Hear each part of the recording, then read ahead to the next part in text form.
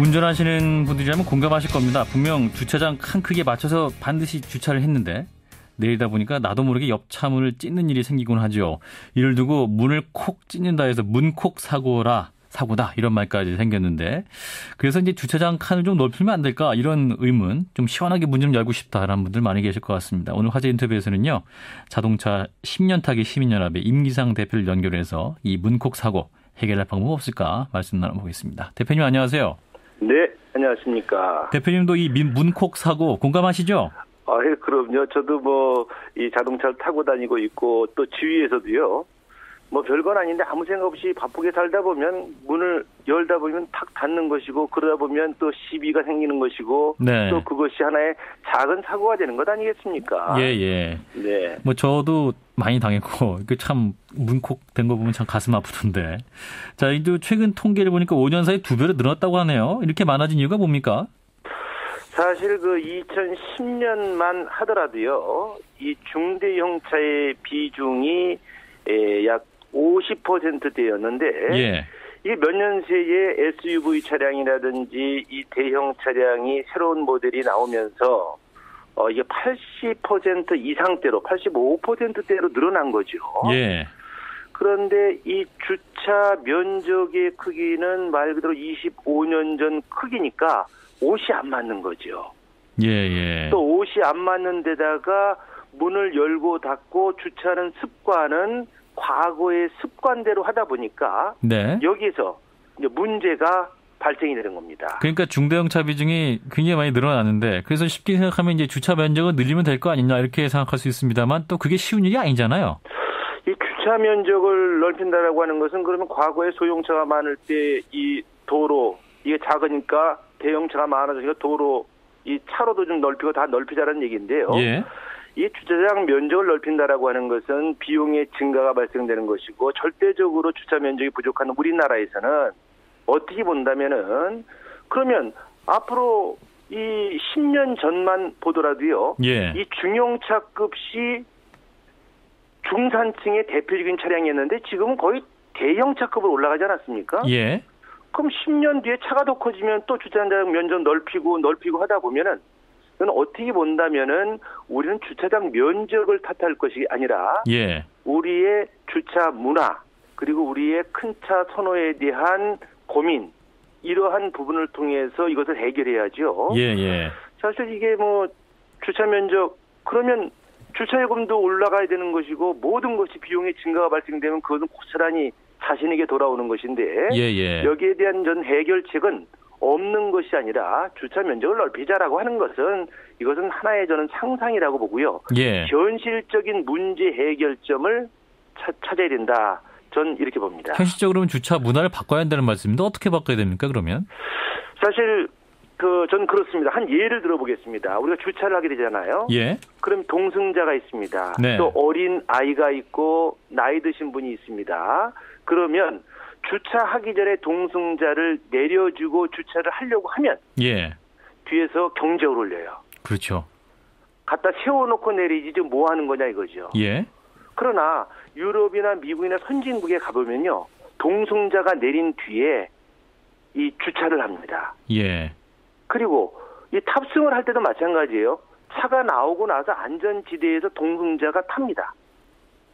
그렇기 때문에 이 주차에 대한 탑승, 그리고 그 승하차 문제에 대한 개선점이 이루어져야 되는 거고요. 예. 제가 또 하나 문제점을 한번 제기해 볼게요. 이 주차장의 면적을 넓혔습니다. 네. 지금은 문을 열다가 부딪힙니다. 그렇죠. 근데 면적이 넓어지면 문을 열다가 문에 속도가 붙게 되면 더 크게 차에 손상이 올 수가 있어요. 예.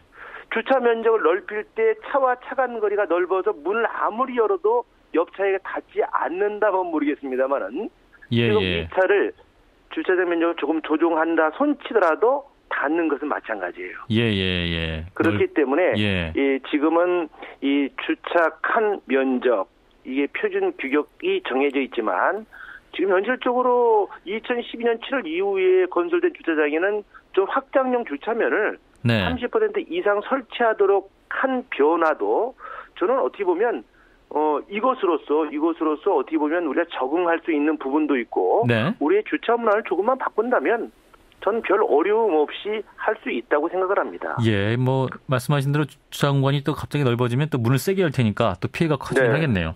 자, 그리고 이제 이 주차 방식 자체가 전면 주차하면 다 전면 주차하게 되고 또 뭐 이렇게 후방 주차하면 또 후면 주차하면 다 후면 하는데 이런 것도 좀 문제가 있다는 지적도 있는데요.